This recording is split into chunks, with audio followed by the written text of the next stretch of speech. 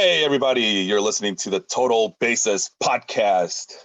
I am here. My name is Felipe, and with me, as always, is my co-host, Sean Flannery. Sean, how you doing this morning? I am tired. I am very, very tired. But guess what? I'm here. We're going to talk some baseball, and then Yeah. I'm probably going to crash. All right, that's the way to do it, man. That's the way to do it. Well, I appreciate you being this tired and still going. You know what it is, Sean? You're going out there without your best stuff. Yeah. You're going out there without your best stuff. So that pitchers tend to do that, right? Yeah. You know what happens a lot when they don't have their best stuff? You know what they resort to? Foreign substances, you mean? No, they would never. What's the answer? Oh, it was open ended. I thought that's what you were going to talk about. Oh, yeah. Well, they do resort to foreign substances, apparently, whether they have their good stuff or not. As we like to start this show off with a little article from The Athletic by Eno Saris. All hail Eno. Oh, you still there with us, Felipe?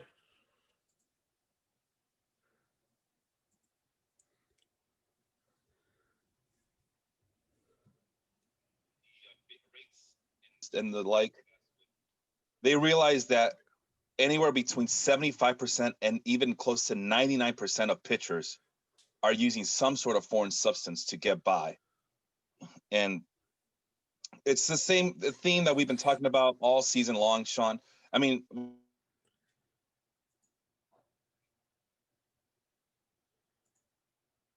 is everybody cheats. Everybody cheats.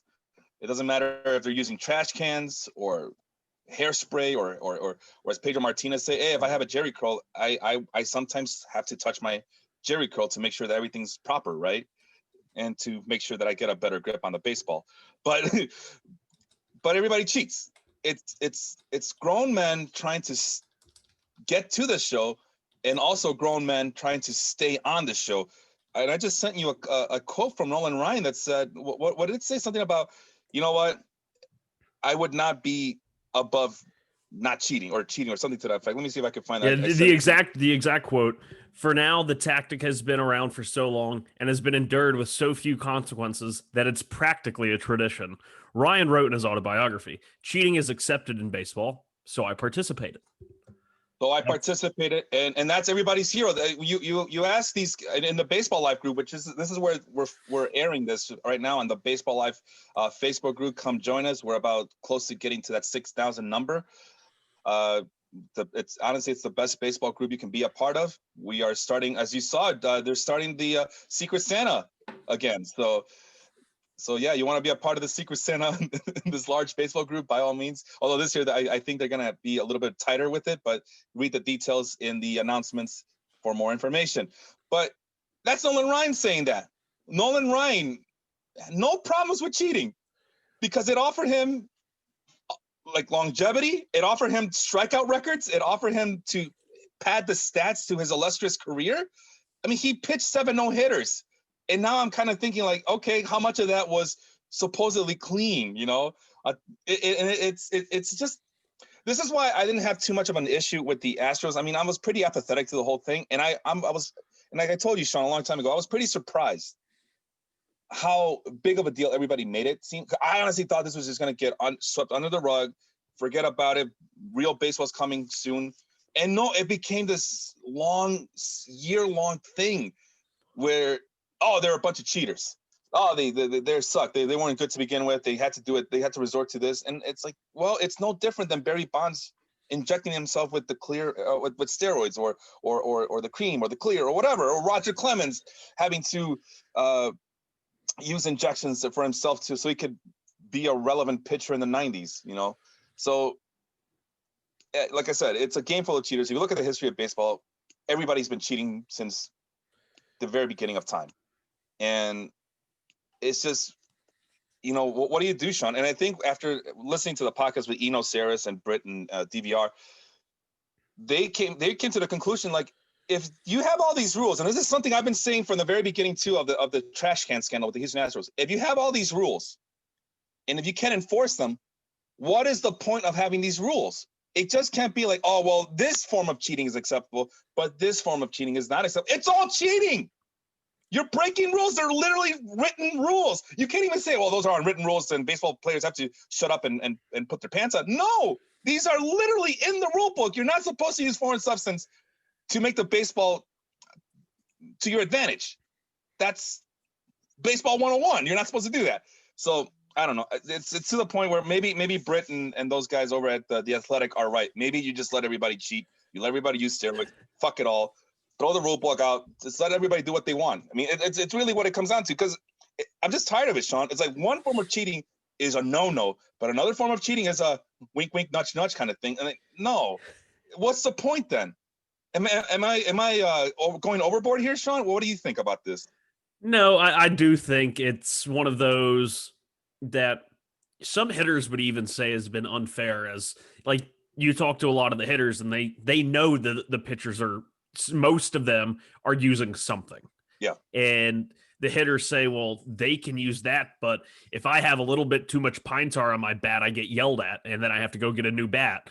And it's so weird because then you'll see players like Justin Turner in the playoffs had that big old smear of pine tar right on like the last 3 letters of his name. And it's like, why do you have that? Why? And we all know why, but we just don't answer the question. So it is one of those open-ended, we'll see where things go. And of course, we can't talk about cheating in foreign substances without addressing the key marquee free agent, which is going to be the main topic of our show today, which is the 2020-2021 free agent class. But Trevor Bauer was even on record saying that you can't increase your spin rate by 300, 400 RPM without increasing velocity, without the use of a foreign substance. And what does Trevor Bauer do from 2019 to 2020? He increases his RPM by 400 without drastically increasing his fastball velocity. And it's one of those, is he basically telling us he was? Or, I mean, like, what's going on there? And if it was some sort of foreign substance, did he only do it this year because it's a contract year? It's time to get paid. He has to put up or shut up. I don't know. It's a very intriguing. Nefarious. Nefarious. That's pull that one out of the lexicon. I like that. I mean, think about it. He's the guy that's everybody's champion right there. That's the guy. That's everybody's popular. I'm here fighting for the common man, and I'm here to make baseball great again. That's the guy right there. And he goes out, uses foreign substance to do all the things you just mentioned, and gets a Cy Young award, and we're all celebrating. Well, not me, but we're all celebrating. All I see is a guy who cheated, who was underachieving baseball pitcher who realized that the best way to do things is to put a little doctoring on that baseball, and now he's a Cy Young Award winner. Listen, he's always had that pedigree, right? But we just talked about how Nolan Ryan was doing it. So what would be the difference in, say, no Trevor Bauer? Yeah, okay. Gotcha. I mean, it's the same freaking thing. I mean, and it's like they said, why even have rule books if you're not going to enforce? Again, and that's all that came down to with what I was saying all year long.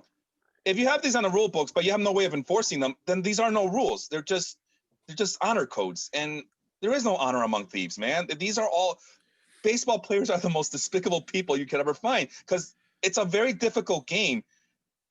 And at the end of the day, Sean, and then we'll move on to the next thing. At the end of the day, the only thing that matters is that it has to work, and winning is everything. We just saw the 2 managers that were involved in the Houston Astros get hired right away because baseball teams want to win. Al Davis said it best: "Just win, baby." And I know that's a football football lexicon or whatever, but it applies to all sports.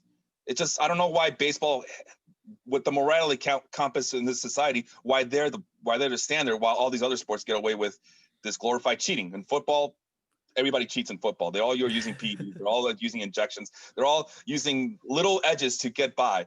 But it's okay when they do it. But when baseball players do it, oh my God, it's the worst thing that could possibly happen. So anyway, I just wanted to point out, we do have a baseball group here on Facebook, right? And we consider ourselves family here. And right here, Stephen Boutwell. And real quick shout out to 2 people, Jacob Anthony Moses and Stephen Boutwell, who have gone above and beyond the call of duty to get my daughter like presents. I don't know what I have done to deserve all this attention or whatnot, or what my baby has done to get all these little toys or whatever. But I thank you guys from the bottom of my heart, and Stephen Botwell, who has a large collection of baseballs that he catches, like he gets to the ballpark early enough to catch these home run balls, and then he asks the players to sign them. And for those who can't see, I'm holding up an autographed baseball by, I forgot which team it was, the 2016 or 2017 Texas Rangers. Hey, And now. yeah, and because he found out that I was a big Joey Gallo fan because he was on my fantasy team in 2019. He goes, I have a Texas Rangers autographed baseball, and the big name on it is Joey Gallo. So he went ahead and sent this over to me. I haven't had a chance to publicly thank him or take a picture, but I figure I might as well do it on this podcast. And for those who can see it, this is all from Stephen Botwell's collection. He has a large collection of baseballs that have been autographed. He's a big baseball collector. And he decided that, hey, you know what, Felipe, have one of mine. It's on the house. So I thank Steven from Dallas, from the Dallas area, who's a big Texas Rangers fan, for sending that over to me. So much appreciated, brother. And I appreciate all of you guys who've been very nice to me this whole year with the baby and giving me not just presents for the baby, but also words of encouragement. And again, we're more than just a baseball group. We're a family here. And like I mentioned, there is a Secret Santa activity going on right now. The due date is Monday, I believe, Monday night. So if you want to participate, go ahead and participate with and get the details and the announcements there. So there's the rant, and there's the act of goodwill. What's next on the docket there, Sean? Oh, right, we're talking free agents, right? Free agents, there you go. All right, well, it's that part of the show where I go ahead and let Microsoft Excel do all the work for me. And let me know if you can see it. These damn nerds and their spreadsheets are ruining baseball. But guess what? We might be ruining baseball, but we're putting out the best baseball podcast that we know how to. So there's that. And most importantly, at least we don't cheat like all these other players do. Like we're not cheating. Are you sure you're not fudging the numbers a little bit? Maybe knocking Trevor Bauer down just a little bit to make yourself feel better. Wait, that's all him, man. He's the one who doesn't want to sign long-term deals. So, I don't know if I'm Trevor Bauer and if I've just been cheating this whole time to get where I am, to be projected to make that much money. And I forgot what the Dong City guys said. I was trying to pay attention to the Dong City guys to kind of use them as a gauge as to what the money would be. I believe Henry's, I think he's listening. Yes. I believe Henry said 4 years, 120 million. And the projected numbers here are from Fangraphs. Those are the numbers. It says something about crowdsourcing. I don't know what that means, but I'm just going to go ahead and say those are Fangraph numbers. So let's start with Trevor Bauer, since we were talking about it. What do you give a cheater? How much money do you give a cheater after winning a Cy Young Award? Who's only, how old is he? He's going to be 30 years old. How much do you give him? I can't call him a cheater. That would be slander. Possible cheater, maybe. When it comes to Trevor Bauer here, he definitely has the highest AAV total that we're going to see, I believe, in this free agent period. But what I could see is, Fangraphs has it as 3 years, 87 million. I think the 3 years is a little skeptical. I don't think it's going to be a 3-year contract. More? But yes, I believe it's going to be at least 4 or 5. But one of his, one of the early running favorites for Trevor Bauer is my New York Mets. And I look at a deal that the New York Mets made not that long ago, which could be a solid template that would satisfy both the team and Trevor Bauer. Now, we all know in 2015, the Mets traded for Yoenis Cespedes. He caught fire, hit like a bajillion home runs in 2 months, and he had to be released, which meant that the Mets probably weren't going to be able to sign him due to, contract rules, but he waived that. And they just non-tendered him, which made them able to sign him or attempt to re-sign him. And that initial offer was for 4 years, and I believe, or 3 years, 75 million. But it had an opt-out after 1 year. Yeah. Cespedes played the 2016 season, opted out, and then netted another 4-year, $125 million contract.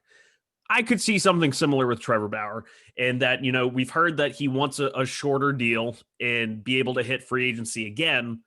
So why not throw in a 4-year or 5-year deal at him and give him an opt-out after the first year and an opt-out after the second or third year. I think that would be an interesting situation. And the GM of the Mets at the time was Sandy Alderson, who is now the team president. I could see them going that route, and it would be interesting to see what other teams might offer him. We've seen a lot of deferrals when it comes to starting pitchers lately. Steven Strasburg, Patrick Corbin, and Max Scherzer, all of the Nationals. We should just start calling them the Washington deferrals. But I don't think Trevor Bauer is going to be the one who wants to go for deferrals. He doesn't strike me as that type. So it'll be very interesting to see. I think he definitely gets more than 3 years, but look for an opt-out after year 1 or 2. Wow. All right. You threw me a curveball. You threw me a high RPM curveball from Trevor Bauer after using sticky stuff on his fingers and toes. And, they put that shit on their belts. You know that, right? Hey, the buckle, it doesn't stay there. So it needs a little help. That's why. It's not that they start hiding stuff in their crotch. I'm just fixing my cup. And then they start digging down there and shit. Like, oh yeah, that's not very suspicious at all. That's not sus at all. Anyway, I think the Dong City guys said that they had Bauer going to Los Angeles. I think one of them had him going to the Angels. Who, wow, if you get Trevor Bauer to the Angels, and if he continues to cheat the way he's been cheating this whole time, I mean, that's a big difference for the Angels. That just solidifies at least the top of the rotation. I'm gonna say it. I'm gonna call it. No, if we're gonna let's call it for what it is. Stop laughing at me. If we're gonna, he's obviously using. Listen, I always like Trevor Bauer, but I'm just so sick of him being like the moral compass. He's not the guy for you guys. He says something that's so fucking obvious, and like, oh my god, he's so smart and he's so this and that. But anyway, get back to baseball talk here. I mean, that brings him a step closer to being somewhat respectable, especially in that weak ass division out in the West. If you were to believe that the Astros are on the downside of things, I mean, Bauer going to the Angels might give them, a sneaky edge to get a second place finish. Yeah, I mean, this is the same Angels team that it seems like 3 years in a row has swung on and absolutely missed on every starting pitcher free agent. Last year they wanted Cole, and Cole said swerve. They wanted Zach Wheeler. Zach Wheeler said, nah, I want to be on the East Coast because I don't know why. Who is there was one more starting pitcher the year before. The name escapes me. They've been looking. I mean, they signed Matt Harvey and Julio Teheran, who combined for like a 12 ERA in their 20 starts. They just need to stop giving these 1-year, $10 million contracts to former all-star pitchers, and they need to get a bona fide ace. Like you said, if they got Trevor Bauer, that would be a huge increase, because I actually do like some of their arms that they have in the system. Guys like Patrick Sandoval, Griffin Canning. The issue with them has always been health, and it will continue to be health. But like you said, that'd be a huge increase for him. But I'm going to stick with the trend. I don't think he goes to LA. I think it's going to be another swing and a miss. And then let's find a random guy who's been hurt a lot. They're going to throw a 1-year, $13 million contract at Jake Arrieta, and he's going to have a 6 ERA. So they're going to keep on trying. That's a nightmare right there. You might as well just go with the same scrubs you've been throwing out the last couple of years. I was going to say Henry was the one who said Trevor Bauer would go to the Angels. And that means, I believe, if my memory serves me right, that means that Vince predicted Trevor Bauer going to the Dodgers. Oh, wow. If Trevor Bauer goes to the Dodgers, I mean, nothing's guaranteed in baseball, as we've seen over the years, that nothing's ever guaranteed. Nothing is linear. But you put Trevor Bauer on the Dodgers, you pretty much solidified their championship window to be open for the duration of his contract, however long that contract's going to be, whether it be 3 years, 4 years, 5 years. I mean, they already are stacked at the rotation. And you put Trevor Bauer along with Clayton Kershaw, Walker Buehler, Texas Ranger, and Julio Urias, and Dustin May, and Tony Gonsolin. That, I mean, Jesus Christ, that's not even fair anymore. Yeah, they might have to break up the Dodgers somehow, but yeah, that would be something. Any other team you think that? Because Bauer is saying that he's available to all 30 teams, including, and I think Henry jokingly not jokingly, I think he was serious when he said that hey, don't be surprised if he goes to the Astros. But any other team that you are seeing Bauer going to? The Pittsburgh Pirates. Just kidding. Just kidding. I think there is a legitimate chance that no one's really talked about yet that he could stay in Cincinnati. I think he really likes what they're doing there. You know, bringing in the Kyle Bodie and the Driveline guys. I thought that was a great move, even if Trevor Bauer doesn't stay. But I do think that's a legitimate possibility of him staying in Cincinnati. I don't know how it would work. I think it would definitely be one of those very short deals to give him another chance to opt out. But Cincinnati, I think, is the dark horse, and he might circle around to them to give them one last chance at least matching an offer. Now, before we move on, I just kind of, while we're all talking about starting pitching, we have had 3 other starting pitchers sign with teams. 2 of them accepting qualifying offers, being Marcus Stroman and Kevin Gausman, both 30-year-old starting pitchers who were hitting free agency for the first time and actually accepted their qualifying offers, which is becoming a more and more common occurrence. I believe we had 1 or 2 accepted last year, and we got another 2 accepted this year. I believe the Stroman one shocked a lot of people. Yeah. Were you shocked by that at all?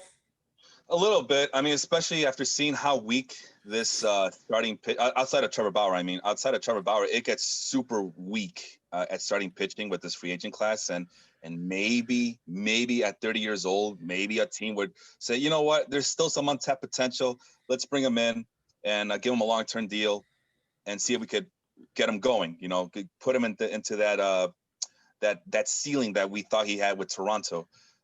But him coming back to the Mets was a real shocker to me. I thought he would go out there and show what he was made out of. But I mean, the fact that Stroman is back just tells me how murky this free agent period is going to be with COVID, with baseball teams crying that they're poor now because of COVID and not having enough games or not having any fans in the stands, not even for next year, even though they're fighting for it, to have more fans show up next season in 2021. But I mean, if Stroman believes that he's not going to get the money he thinks he's going to get this year, then I mean, more power to him to get that qualifying offer.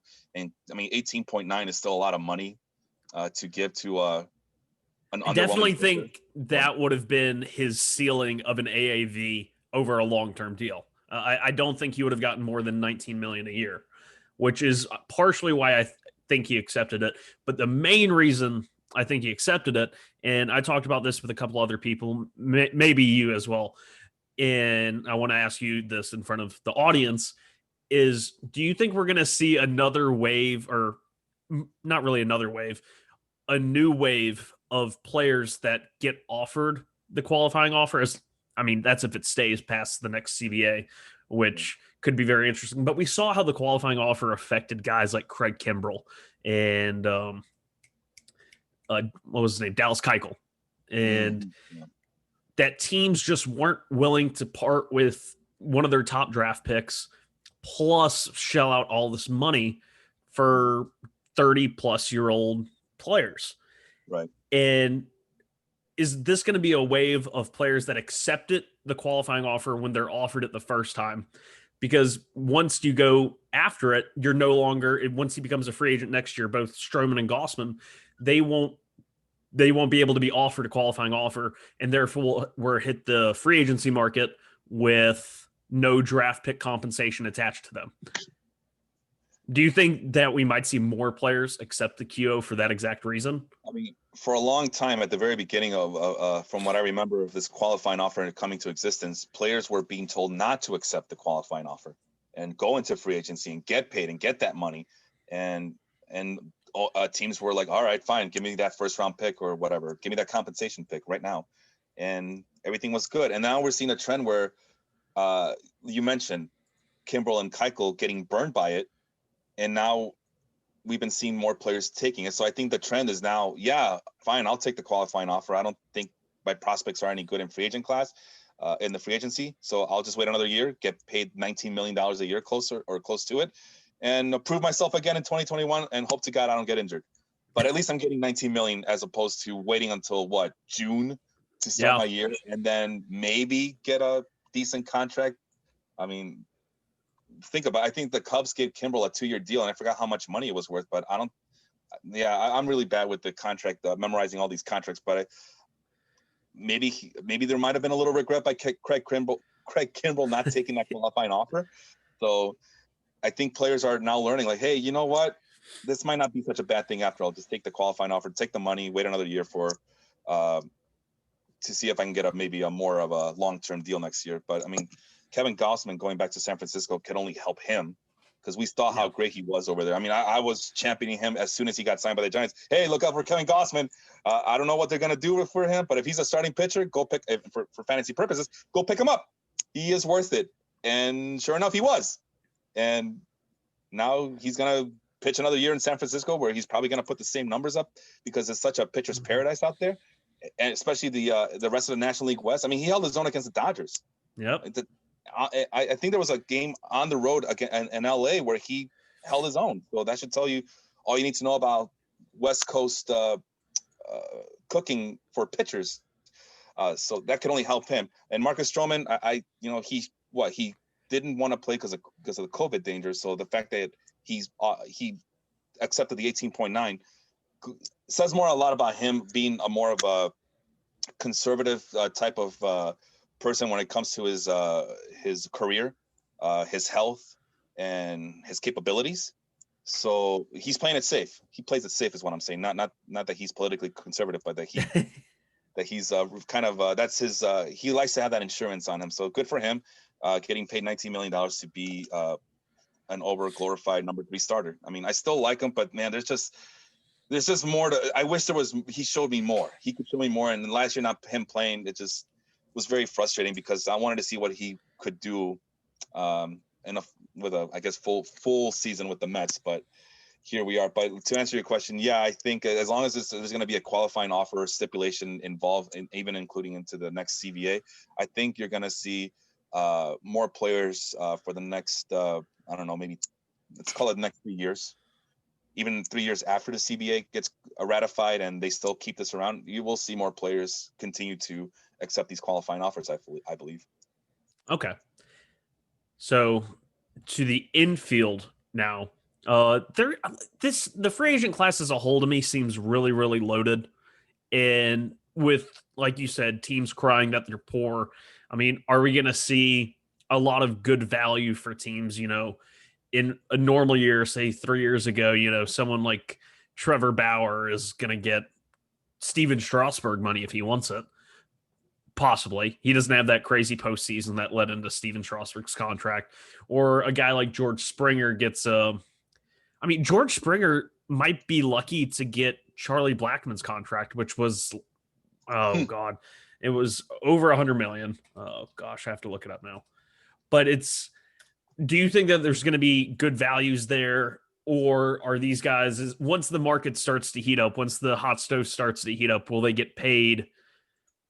Will teams actually kind of shed the sheep's clothing of being poor? I don't think so. Okay. I don't think so. I think they're going to play. Once the elite guys are gone, like I would have to say these top 4 guys right here, the real Mutos, Springers, Bowers, LeMahieu's of the world, it gets the talent level just drops off precipitously. And these guys, they're out of luck. I mean, these pitchers right here, the Robbie Ray, Mike Minor, Chris Archers of the world, to me, they're basically the same guy.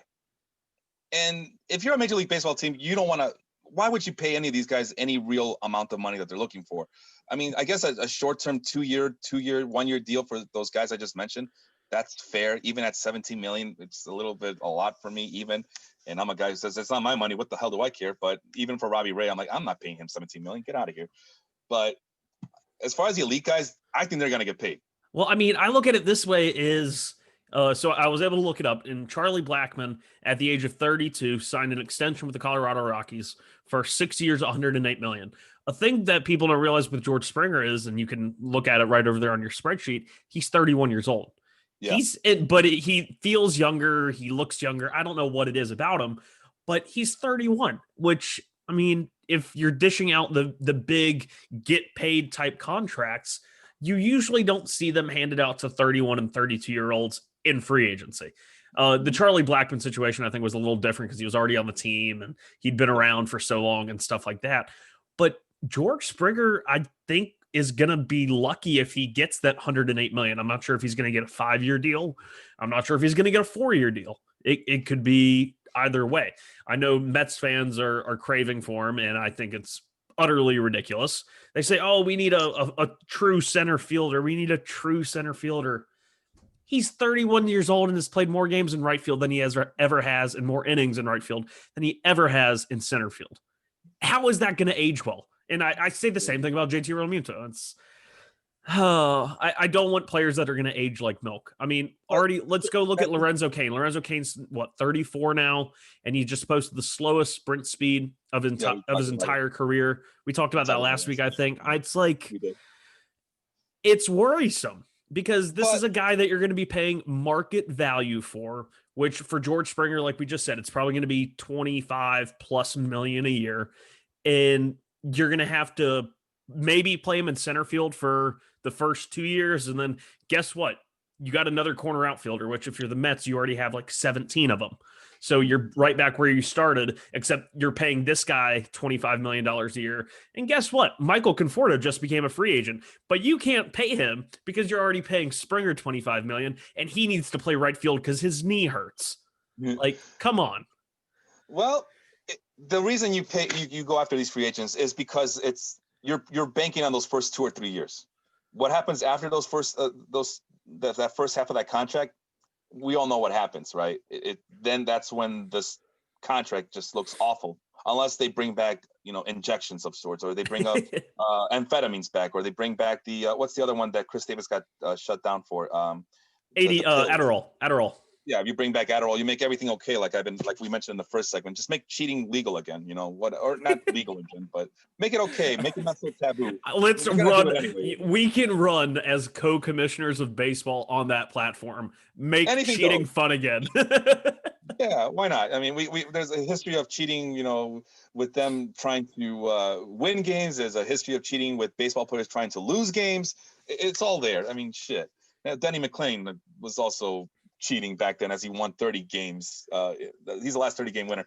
He's in my mind because I was listening to a podcast about him. But anyway, George Springer. So the reason you get George Springer, if you're the Mets, is because you have a new owner, new general manager. You want to prove, hey, I'm here to make a big splash.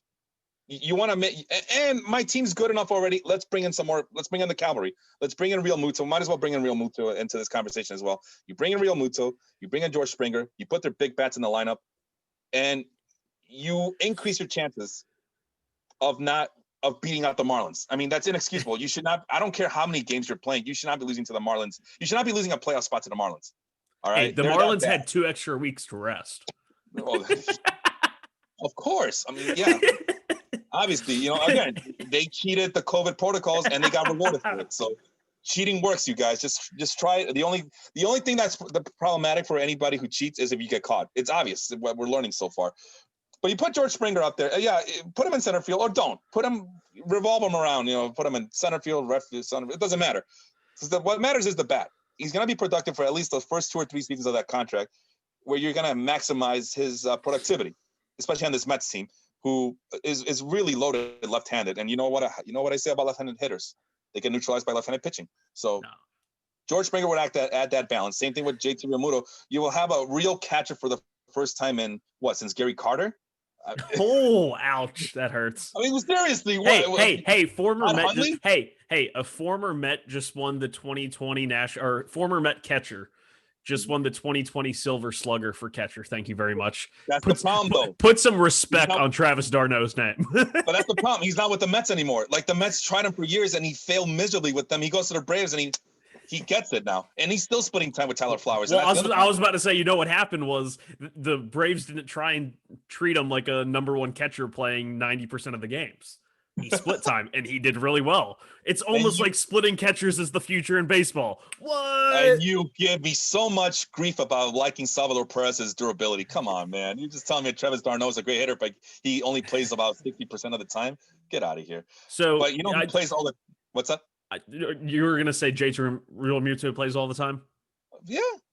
I mean, for the most part, would you believe me if I told you I'm starting to come around? I realize the Mets are probably going to sign one of those top 3, Why not go for both? Fuck it. Just do it, man.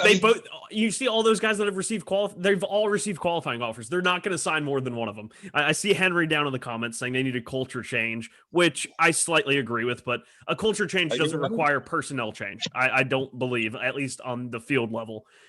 I don't see them getting both JT and Springer. I don't see them getting JT and Bauer. I think they get one of those guys. The penalties just get so stiff, especially after that first one. Because after the first one, it's not just your next draft pick. It's international pool money. It's another draft pick. And it just adds up very fast, much like the luxury tax. So I think they get one of those guys. And if they get one of those guys, I'm torn. I definitely don't want them to get Springer. I think we have options in the outfield just fine right now. Catcher seems to be a real obvious position of need for them. Yeah. And for sure. While Trevor Bauer would create one of the most formidable, probably 1 through 4 pitching staffs in baseball when Syndergaard comes back, because then you're going to have DeGrom, Syndergaard, Bauer, Stroman. That's it. You could throw Bartolo Colon back there in the 5th spot in the rotation, and they'd probably have one of the best staff ERAs in baseball. But I'm starting to think that JT Realmuto might be the guy for them, especially with how this market is starting to develop. I was worried that JT Realmuto was going to want an 8-year, $200 million contract. Maybe he does. And if that's the case, he can sit on it and spin. Yeah, I wouldn't give him that much. But if it's something like 4 years and $100 million, front load the deal so that 4th year I can just kick to the curb with Steve Cohen's $14 billion. I mean, that's just like pennies to him. I don't know. I'm starting to come around on JT Realmuto if it's of no more than 4-year deal and no more than $120 million. I would go as high as $150 million. Oh my God. What do I care? It's not my money. It's Steve Cohen. You just mentioned Steve Cohen's a rich mofo. Yeah, he said he's not going to spend like a drunken sailor though. Yeah, well, he says that now, but come on, if you want a culture change, you want all of that, you want to be not the little brother of New York, this is what you do. Because listen, if this was a team that was years away from contending, I'd be on the same boat as you are.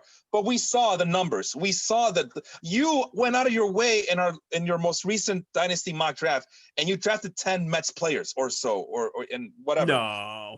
It was a lot of Mets players. It's like you went full homer, but that's because you believe in those players. Now, if you don't believe in those players, that's another issue. Then don't be a player in the free agent market. But you do, and I do. I'm a big fantasy Mets fan. Give me all the Mets players because they're there for the taking. Even if Mets fans don't want them, I will take them gladly, and I will gladly take their production. You have players on this team. They just need a little bit of extra oomph, little extra horsepower. And you do that by bringing in Realmuto and maybe possibly even George Springer. And you bring in Trevor Bauer. Holy crap. Now, I get it. There's a qualifying offer stipulation involved here. But, I mean, ideally, that's what you want to do. You want to make a big splash? You want to make a name for yourself? This is the way to do it. If you get one of these guys, that's a win for the Mets. That's a win for them because they're ready. You just mentioned the pitching staff. Even without Trevor Bauer, that's still a pretty darn good pitching rotation. And you put in Realmuto, who's a solid catcher back there, and all you have to do is pay him $165 million and not go.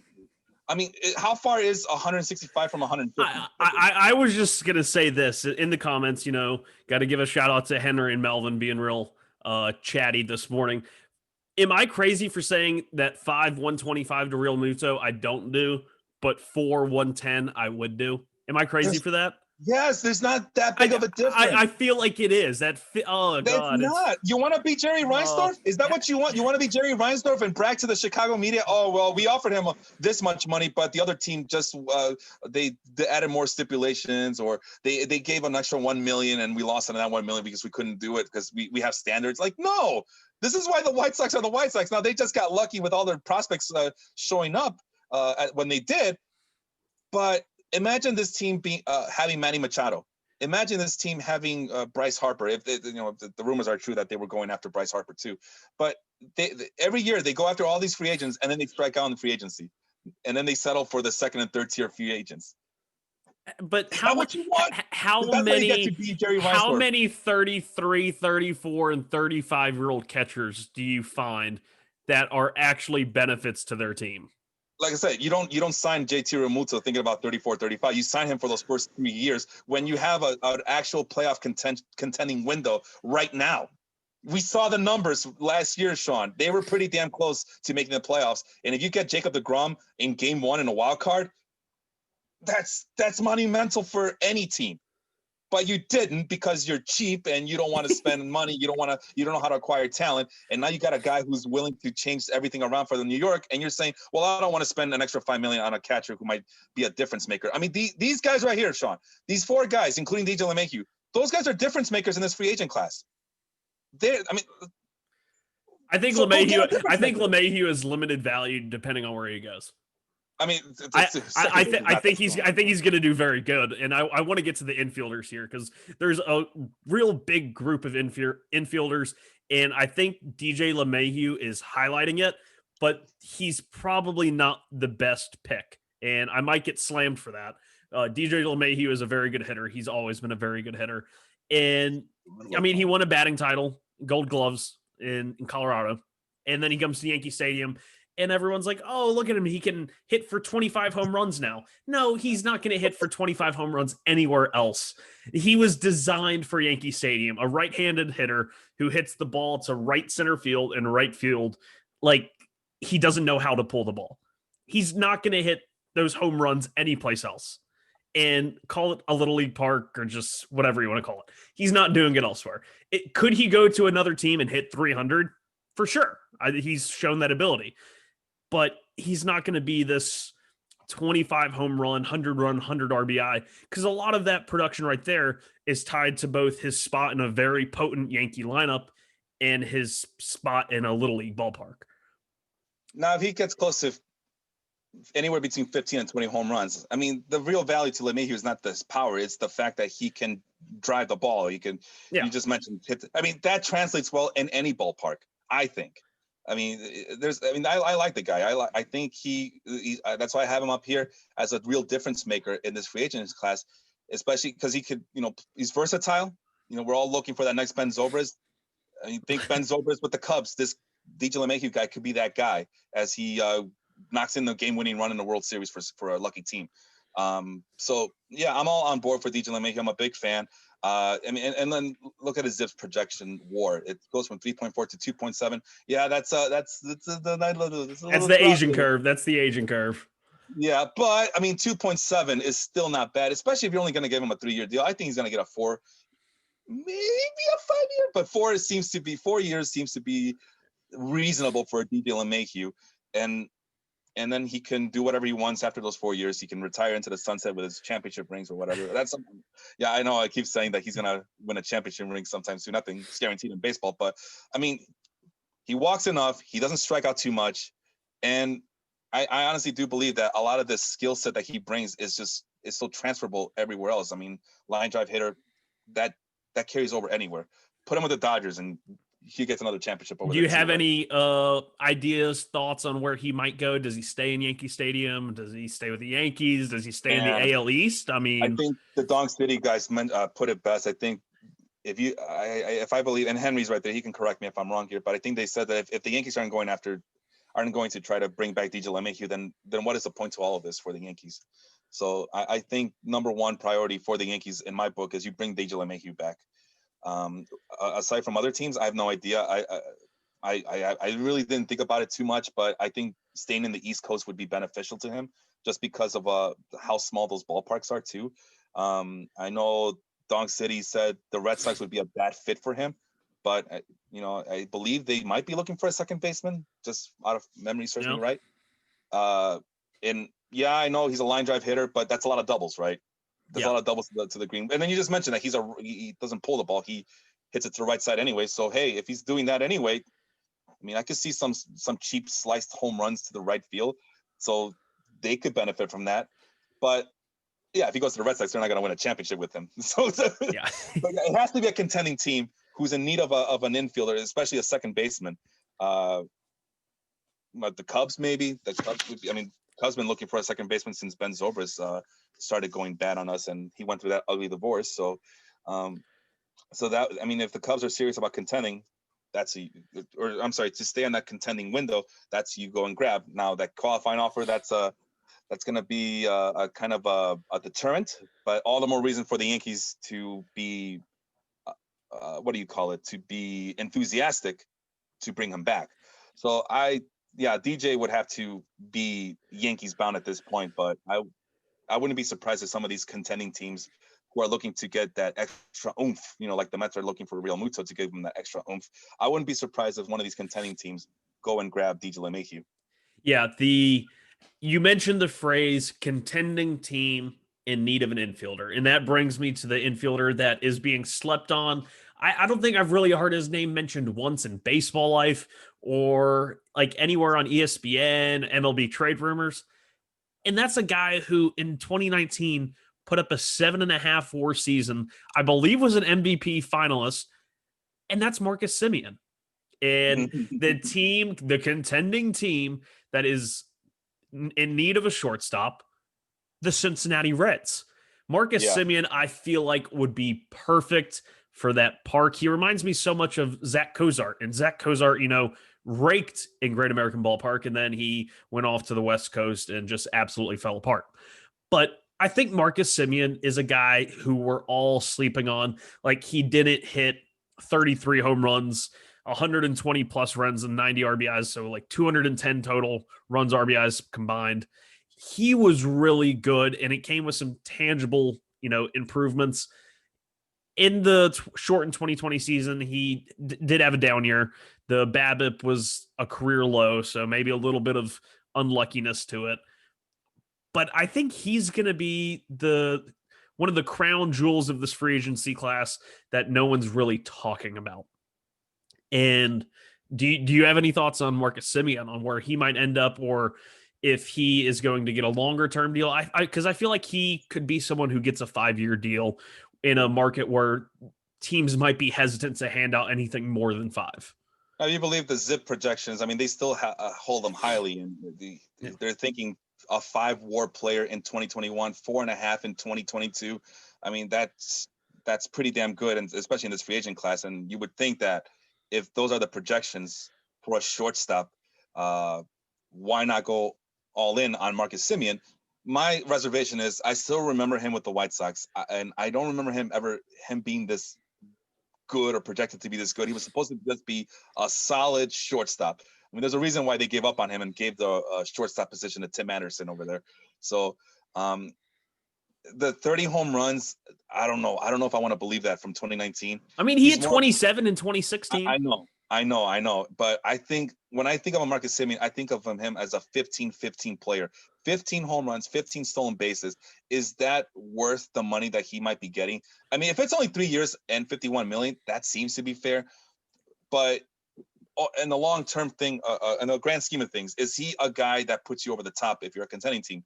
Maybe. Does he put you over the top if you're the Cincinnati Reds? I don't know. I'm hesitant to say yes, because the Reds have other holes that they need to clog up before they decide that Marcus Semien will be their savior. This is why Semien is down here and not up here with these other 4 behemoths up here. So I'm very hesitant to have any team going after Marcus Semien. I you know what it is, Sean? Let's put it this way: let's say the Cubs. If the Cubs sign Marcus Semien, I would be very underwhelmed. I wouldn't be excited. I mean, I wouldn't have a problem with it, but I wouldn't be excited. So, and that's my overall feelings about Marcus Semien. I think he's more of a 15-15 guy than a 30-10 guy that he has shown in years past with the Oakland Athletics. Okay. And now the second youngest free agent, and he's now the youngest free agent available after Jose Peraza signed a minor league deal with the Mets. This guy, I feel like he's been around forever, but he just hit 6 years service time. Jurickson Profar. Is there any room for him? And is he finally going to break out? I mean, we've seen players, not break out until they're 29 or 29 years old. Marcus Semien, someone who we just talked about. I mean, is Jurickson Profar somebody like that? Man, we've been waiting on this guy forever. And they were telling, this is the year he breaks out. This is the year he breaks out. And each time it looks like he's going to break out, he gets traded anyway. He broke out. Technically, he broke out with the Rangers in 2018, hitting 20 home runs and stealing 10 bases. He gets traded to the Athletics. He did the same thing with the Athletics, hitting 20 home runs, 9 stolen bases. He gets traded to the Padres. And then the Padres, they give him some at bats, and suddenly he's not at the second baseman anymore because Jake Cronenworth took his spot over. So, well, I mean, what the hell, man? I mean, it's very frustrating because we know what Jerickson Profar can, his ceiling is, and we're not seeing it. So I'm pretty reserved. I mean, I like the kid, but I'm just, I'm tempering my expectations with him at this point of his career. He might be a late bloomer. I mean, that's possible. That we've seen that happen before. I'm just not holding my breath for it. You know what I mean? I'm not expecting it anytime soon. So outfielders, I know we already talked about George Springer, but he is not the only bat available in the outfield. I guess we could classify Marcell Ozuna as still being an outfielder, although he seems to be destined for a DH role. But there's a lot of other interesting names, Profar included, as he spent more time in left field than second base with the Padres, like you mentioned. Guys like Jackie Bradley Jr. he's a free agent for the first time. Michael Brantley, who has been really, really good for Houston, and one of those guys who's just going to keep hitting, and kind of reminds me of how Nick Markakis' career is going, except Brantley's been way less durable. Robbie Grossman, a guy who I've always liked and finally had a solid year. He had a really high slugging percentage, which was the part that was always missing from his game. Are there any outfielders, any of the guys I just mentioned, some other guys like Jock Peterson is now a free agent. I've been saying for years that the Los Angeles Angels need a left-handed power hitter. And, they tried to trade for him last year, and that deal fell apart. Are there any of these guys that you're interested in? No. Marcell Ozuna, maybe. I mean, his bat, if his bat's going to be anything like it was in Atlanta, then I'm all in on Marcell Ozuna. But then back of mine, I still remember his failed campaign with the St. Louis Cardinals.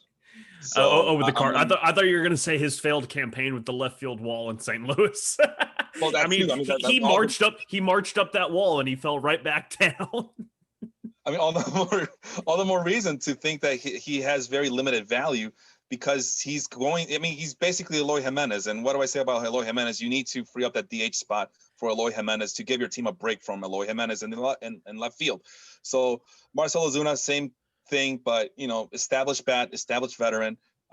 He's shown that he can hit for this power before. I just don't understand why it wasn't a regular occurrence with the Cardinals. It will never make sense to me, but whatever. I don't know. To Ozuna's defense, his batted ball data when he was in St. Louis was still really good. He was hitting the hell out of the ball.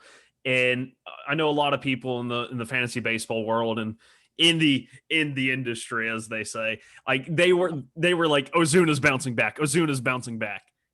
And he finally did. So, it took him a while. Just daylight savings time and all that good stuff. Yeah, so I think Ozuna is the safest, despite the shortcomings in left field, is the safest choice in outfield. But if you're talking about Jock Peterson, I mean, what's he gonna do for you? I mean, he's still gonna get neutralized by left-handed pitching. A platoon. He's a platoon bat. And like I said, we said that the Angels would be a good fit. But if Ohtani is going to be their primary left-handed DH, then where do you put Jock Peterson? First base, they have Jared Walsh, who kind of reminds me a lot of Jock Peterson. It's one of those, he's not going to really play the outfield anymore. So it's a very interesting class it feels very top heavy with guys like Springer, Ozuna, and Brantley. And then there's a couple of middling guys, Grossman, Brett Gardner. And then there's a whole lot of trash. These are all depth pieces. These are all players you get for depth. You don't get these players because they're gonna be the difference between you making the playoffs or staying in the playoffs and not.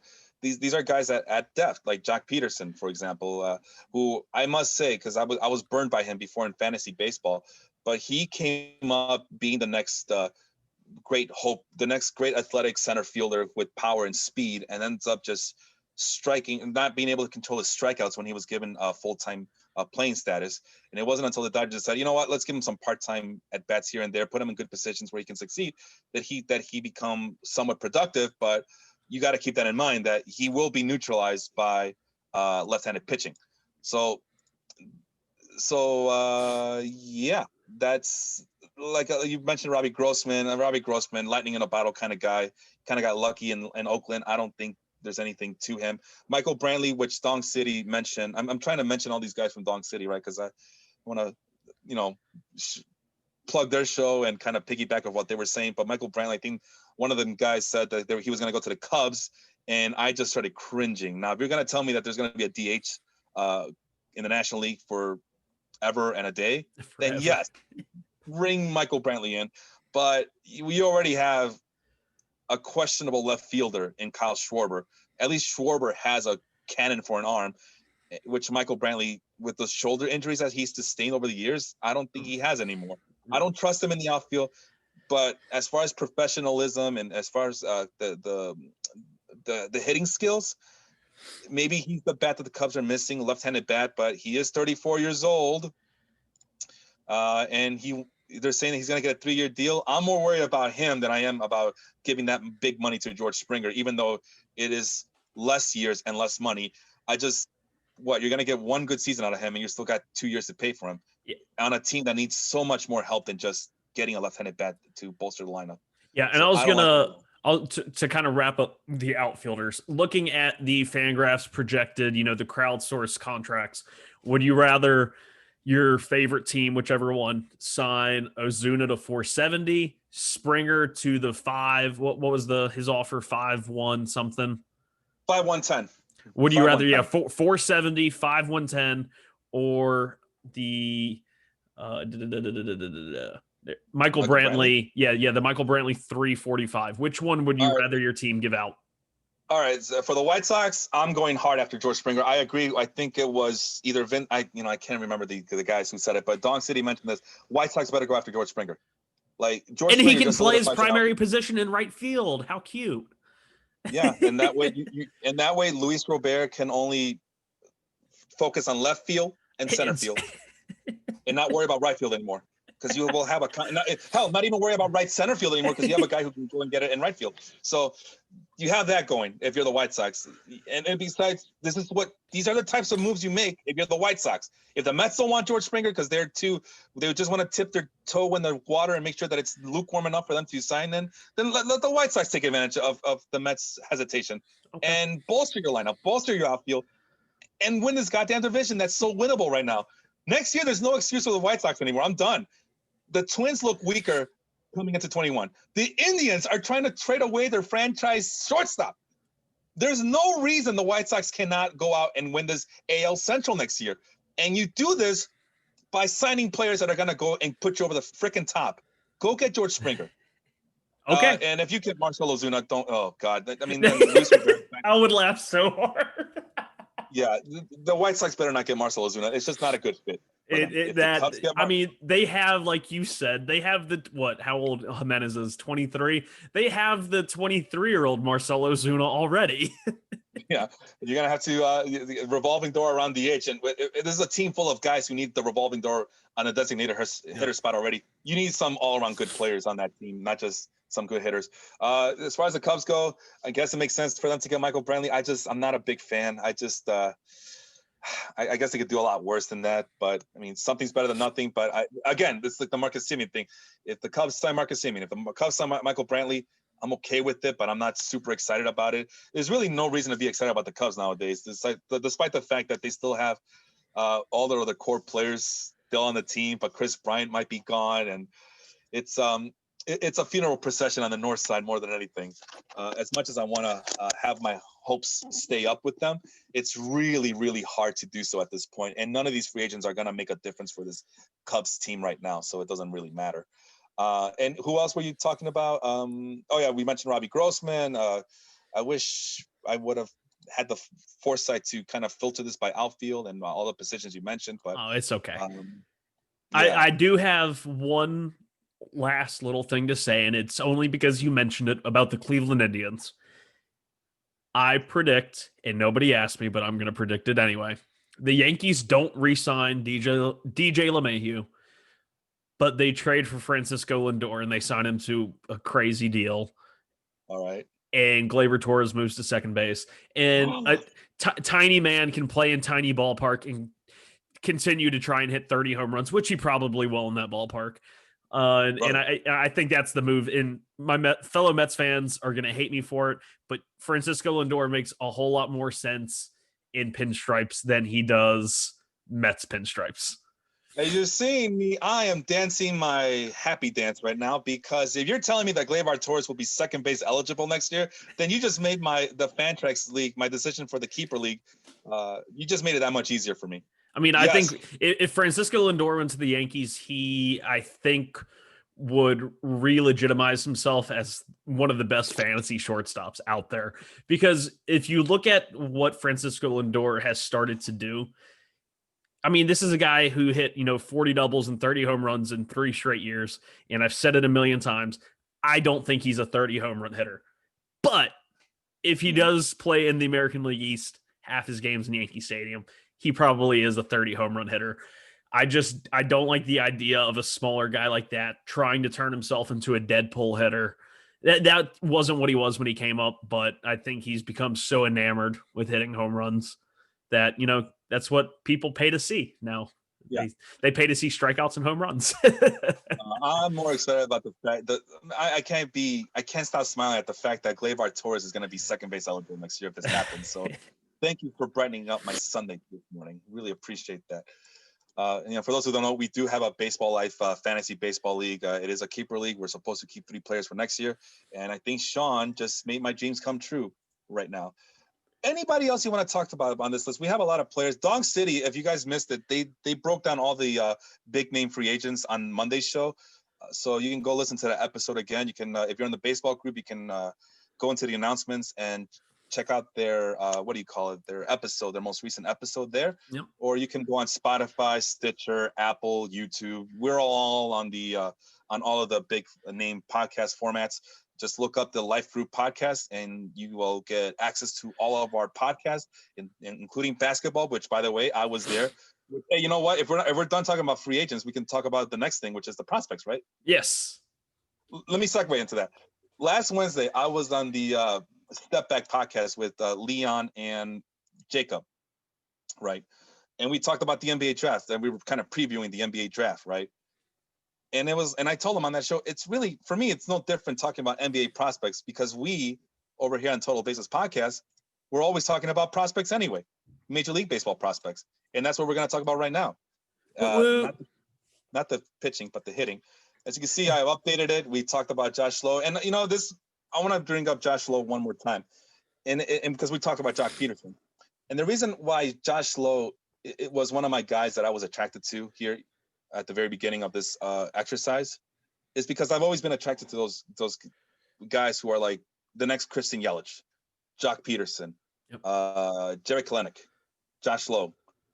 I like me a good center fielder who happens to be left-handed, Sean. As much as I rail on those guys for being left-handed, I'm always looking for that next Christian Yelich. And you, because you asked me when I brought him up, and I didn't get a chance to really explain myself as I retrospected on this one. It's like, you know what? We all have a tendency to like certain prospects. That's the type of prospect I like. I'm always looking for that next Christian Yelich. So just wanted to bring it up since we haven't had a chance to really discuss that any further. But these are all the players we talked about over the span of this exercise.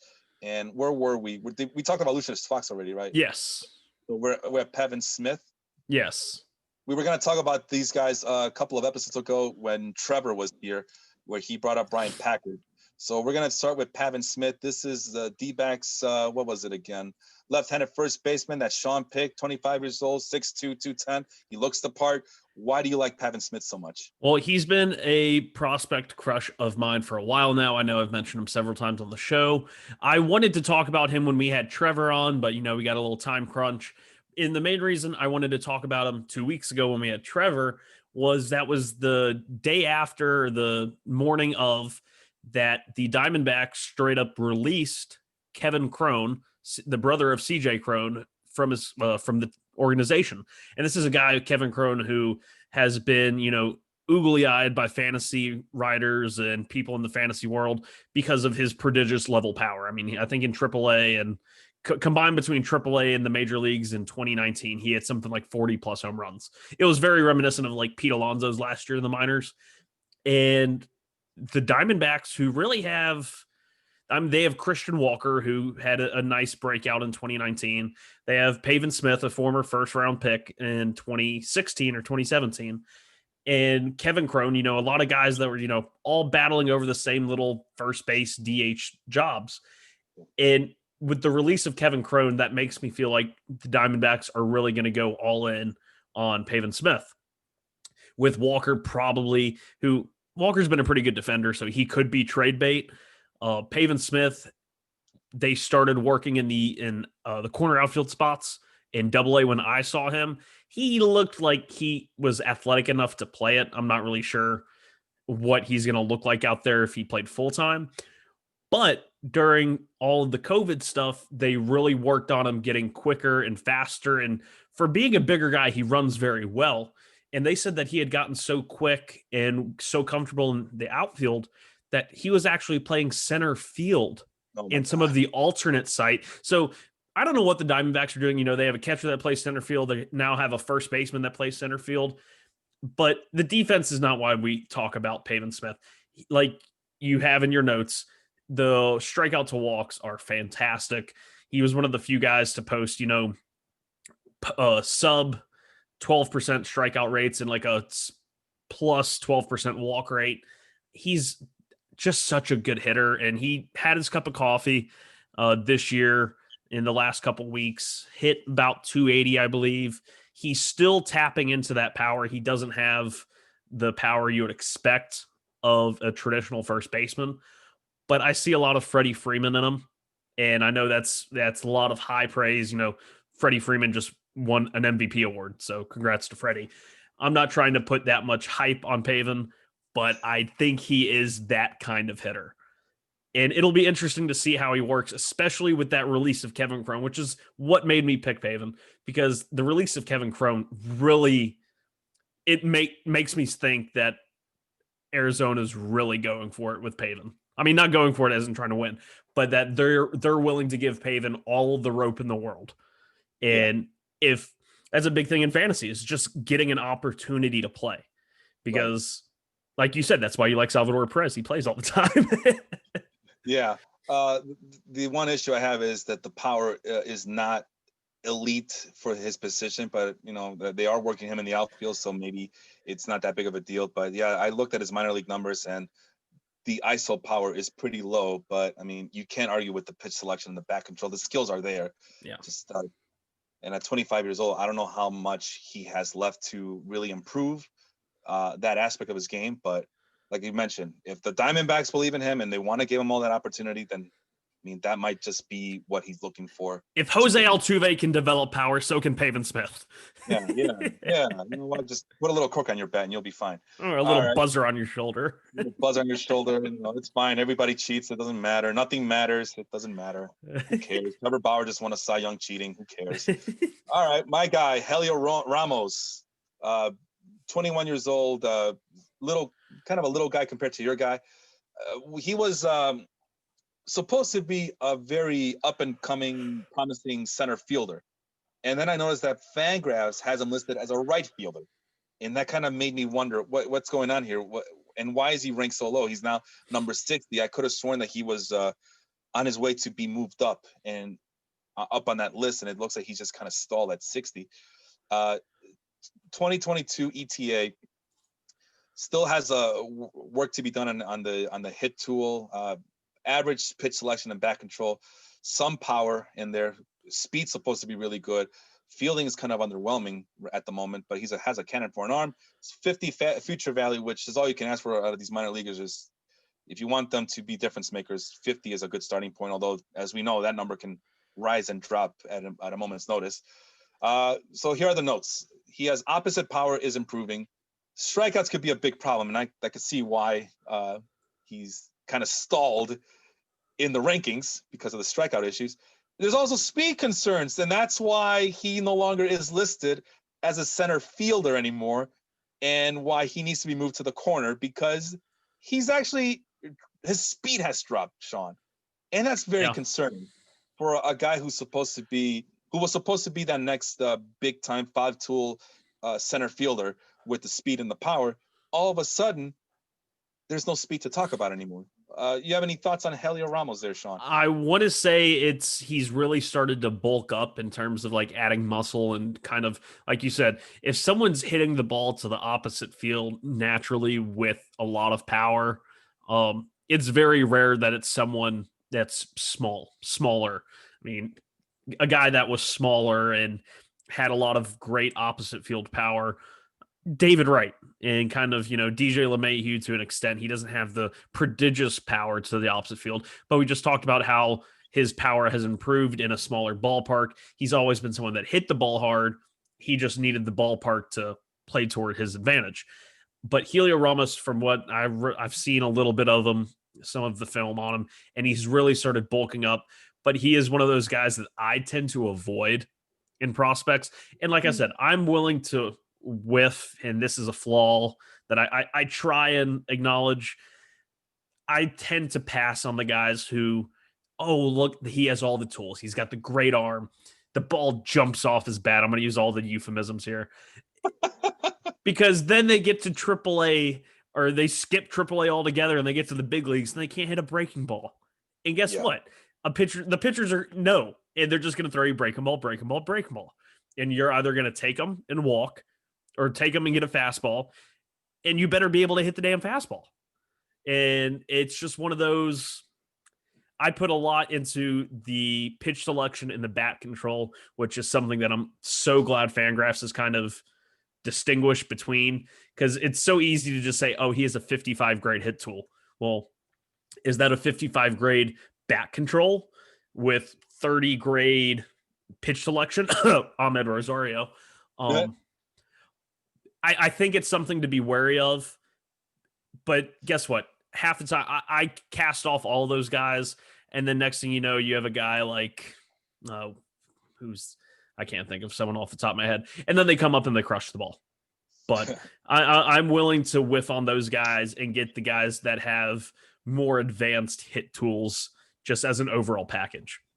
Yeah, and that's a shame because, like I said, Heliot Ramos came with a lot of hype last year, and then what a difference a year makes, right? Last year he was the next big thing for the Giants, and now there's more questions than hype surrounding Ramos. It just goes to show you nothing's linear. Nothing's ever linear in baseball. This guy's seeing a drop in stock right now, but we'll see what happens with him. But his prospects don't look too good. I picked him just because he was a player that kind of jumped off for me as someone that I was researching last year, and to see him kind of decline already is kind of disheartening. Speaking of guys who have been declining, Jonathan India from the Reds. By the way, Brian Packard, we talked about him when Trevor was around, so I just wanted to put him on the big board here. So okay, put it Jonathan on the board. Jonathan India, wow, I didn't realize he was 24 years old. He's getting up there. At least he'll be 24 by advanced college bat. By July 1st, 2021, he'll be 24. Okay. All right, Jonathan India, another one of them Reds big time prospects that they gave up on, so to speak, because they went out and started acquiring free agents and veterans via trades, and he was supposed to be that another guy with a lot of hype. Third baseman, 6 foot, 200 pounds, right-handed hitter, ETA for next year. Decent hit tool, very good pitch selection. Bat control could be wanting for more. Power's okay, speed's okay, fielding's not that bad. He throws really good, but suddenly he's a 45 plus future value. I could have sworn this guy a few years ago was at 50. And like we mentioned, these guys go up and down. There's nothing linear, nothing guaranteed on prospect. That's why I don't have a problem when teams go out and trade about 4 prospects for a veteran pitcher, like the Cubs did with Aroldis Chapman. Cubs got a World Series out of it, and Yankees got Gleyber Torres, and then they got 3 other prospects who no one knows about. Yeah, he was, the 5th overall pick in the 2018 draft, right after Nick Madrigal went to the White Sox, and then of course the top 3 in that draft were Casey Mize, Joey Bart, and Alec Boehm. All 3 have already made their debuts, and to a degree have made somewhat of an impact. Casey Mize struggled. Joey Bart showed that he has power, and Alec Boehm was my pick for Rookie of the Year, which didn't pan out. Jonathan India was a guy who I thought was so funny because when I got to see both India and Madrigal in the Southern League, the Birmingham Barons, which is the AA affiliate for the White Sox, also known as the team Michael Jordan played for, the radio guy for them, he is a very rambunctious, boisterous guy. And he was in the press box and he said, "Oh, the White Sox messed up. They shouldn't have drafted Madrigal. They should have got India. He was so much better, blah, blah, blah." And I was just like, I like Madrigal. I think they're both really good players. And I think of course, Jared Kalenic went sixth, and he's probably going to be the best hitter out of all of those guys. That's what I'm hoping. He was a, advanced prep bat, just like Madrigal and Bohm. I mean, they're all, pretty well developed hit tools. And the issue with India to me was he played, some shortstop in college at Florida, and then he's profiled more as a third baseman, but I don't think he has the power to be a third base. Now, if you move him to second, I think his hit tool and even the power to a degree is underrated by just simply looking at the stat line. I think he's someone that has a good feel on how to barrel up a baseball. And he could be their second baseman of the future. That's kind of one of those post-hype sleepers. I think he's a solid all-around defender. I really like him. And I think now where the price is on him, he was a much higher, respected and viewed prospect. I like him now. And I've always liked him, but I definitely like him at this price rather than right after his draft. Second base does make more sense for this kid. He's 24 years old. He's not a kid anymore. He's a late bloomer at this point. But yeah, if you're telling me he's going to be a second baseman, then maybe I'll turn around on him. But some of the things about him on the notes here, he has a high walk rate. The guy knows how to take a pitch. I mean, we saw the pitch selection, great at 60. So he pops up too much. I think that's him trying to compensate for the power or lack of power. Or it could be that he had a wrist injury in 2019 and that really messed him up and his swing. So we're hoping that 2021, if there are minor league games to be had, that he'll improve in that capacity now that he has a full year of rehabbing that wrist. And he has good contact and defense. So solid all-around player, just nothing is spectacular about him. But at second base, I didn't even think about it until you mentioned it right now. All of a sudden, he doesn't look too bad, does he? Yeah. He looks much better. And I definitely could see him if something happens with Moustakas. I don't know what the Reds were thinking giving Moustakas that contract. I really don't, because I feel like he's a much more natural fit at second base. And I guess we'll see what happens. Well, they wanted to compete in 2020, and technically they did. They went to the playoffs, and all that great pitching staff and all those moves were all for nothing because they got the Reds are just the 2015 Mets. They have great pitching, great hitters, and they're all playing the wrong position. No, I give the 2015 Mets a little bit more credit. I think there was that was a more complete team. The Reds coming into 2020 season had so many question marks. Yeah, they went out and got a bunch of free agents and a bunch of veterans via trade, but they didn't address all of their problems, mostly in the outfield. They still had a revolving door in outfield. They had issues at now it's escaping me right now at the moment, but they still don't have a good hitting catcher, and they just Tyler Stevenson. Hello.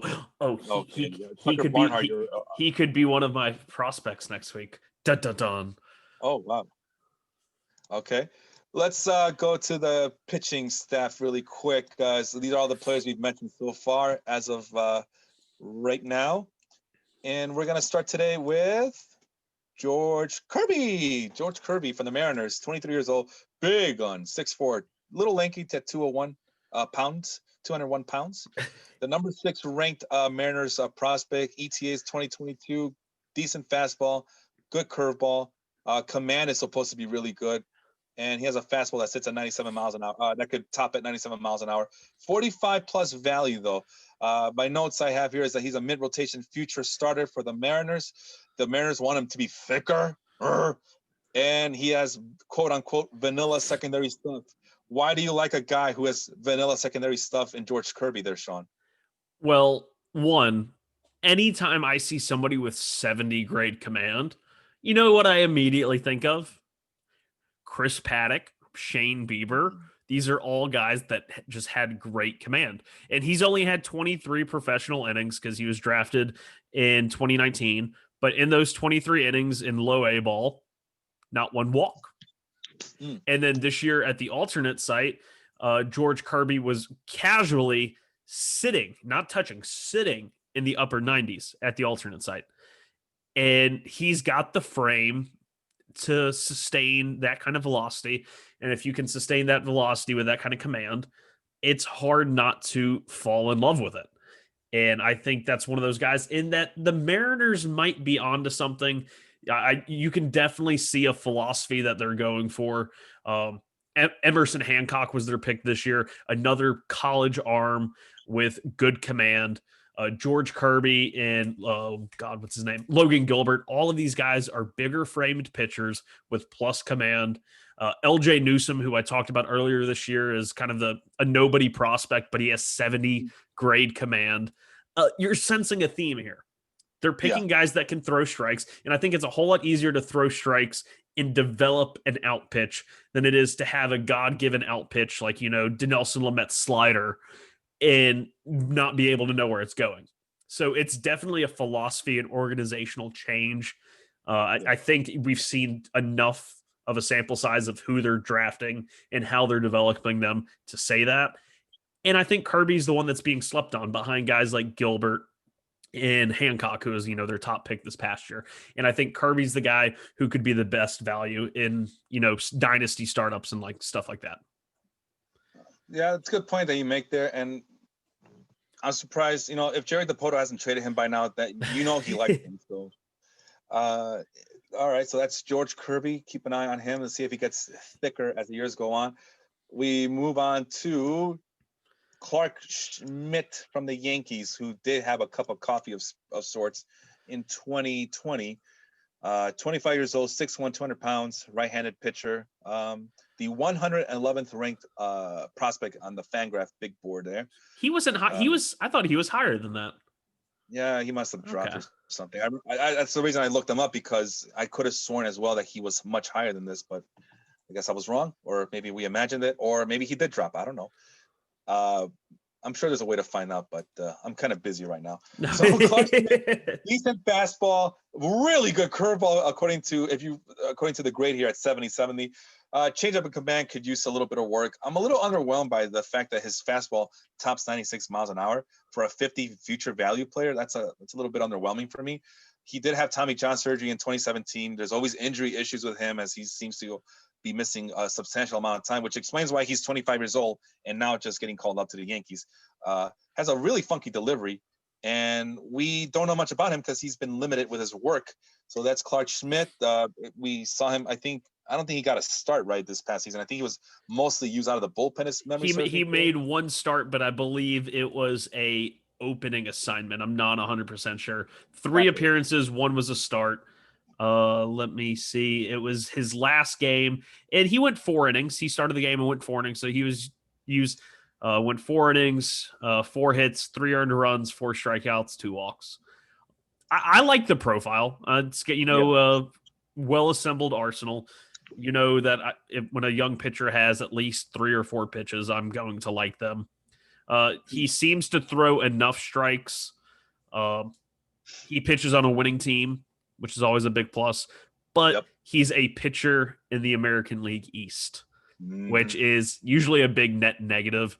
So it should be an interesting career to follow. I definitely like the upside. Yeah, the upside's there. There's a lot, like I said, there's concerns about his durability. And like you mentioned, very, very good point there, that he does pitch for the AL East. But at the same time, in fantasy circles, he might have a 4.5 ERA, but he'll get 17 wins with the Yankees, right?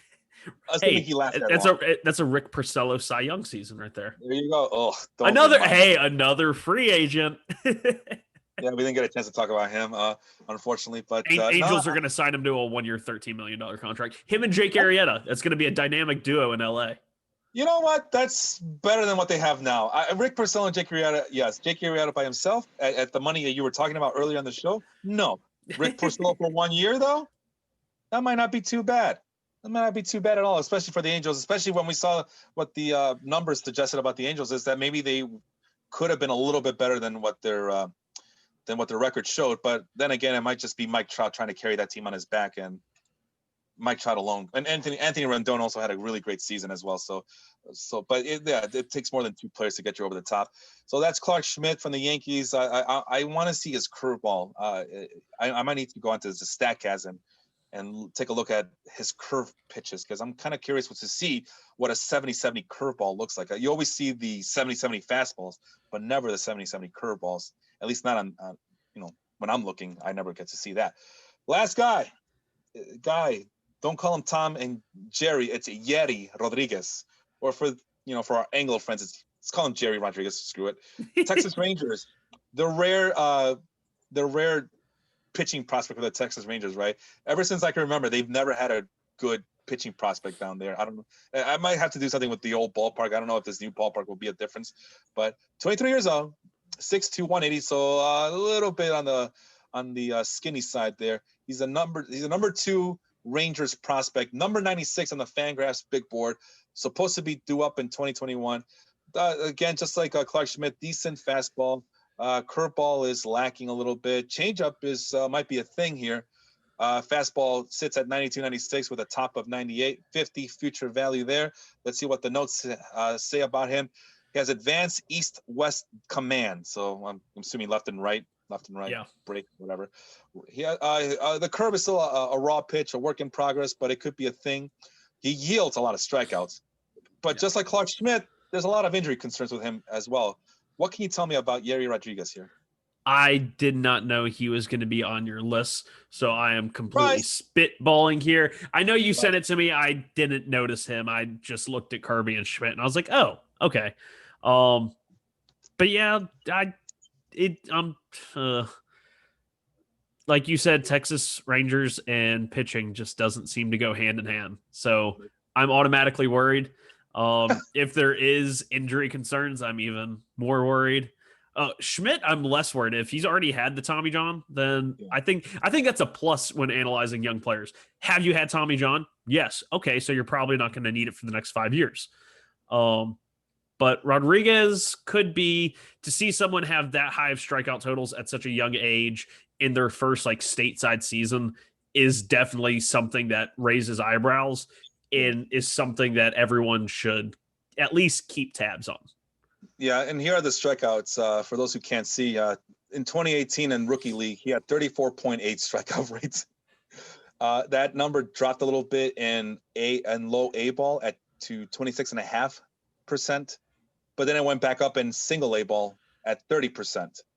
So that's intriguing enough. And of course, the walks are a little bit of a concern. 2019 in A ball, he had a 7.4 walk rate, a little bit on the high side there. But again, this looks like a nice bullpen arm in the making. But obviously, they're going to try him out and at starting pitching from the get go, because you cannot rank this high and automatically be put in the bullpen. No, you're going to be given a chance just from patterns that we see all over baseball. You're going to be given a chance to see what you're made out of in the rotation. That's how Jerry's Familia was. Yeah, that's long time ago. Jerry's Familia was a starting pitcher. I was thinking about that too. Like who has this weird spelling to an American name? And Jerry's Familia is one. And then there's another Mets player, Henry. He was a starting pitcher. I didn't realize it at the time, but I saw him start a game at Citi Field. A random story, but whatever. Yeah, Henry Mejia. He had a weird spelling as well. Right. How did we get on the topic of Henry Mejia? That's what I wanted to know. You're a Mets homer, man. You're a Mets. You can't help yourself. Hey, you said his name first. Yeah, it's because of the weird spelling. Yeri, Henry, and Hioris Familia. Anyway, that's it. You guys got 2 spreadsheets out of me this week. I'm proud of myself. But yeah, that's if you want to check out the free agent tracker, go over to Fangraphs, or if you want my spreadsheet, just ask and I'll send it to you. I don't care, whatever. You could do what you want with it. Just let me know in the comments or PM me. I'll be glad to send it over to you guys. But that's it, man. Any last words before we call it a night or a day or an evening? No, I'm glad that we touched on some of the bigger free agents. We didn't really get to talk about trades, but maybe that could be in for a future show because I think we will see more big trades than we have had recently due to this very weird market. Which I think this market is summed up in the fact, I mean, obviously we saw Brad Hand get non-tendered or actually DFA'd. But then we saw Mitch Moreland, who is a guy that the Padres traded for, two prospects that I like, and he had a $3 million option. $3 million. That's pennies. And they non-tendered it. A guy they just traded two quality top 30 prospects in their organization for, and they non-tender him over $3 million. It's very bizarre to me, and I think that's going to be very telling of how this free agent market develops. It's going to be very, very slow, and especially with no in-person winter meetings, I think it's going to really drag. But And I'm sorry, what was that? What was that free agent you were talking about? I was distracted over here. Mitch Moreland. Oh wait. Yeah. I mean, he was non-tendered, and he was only owed $3 million.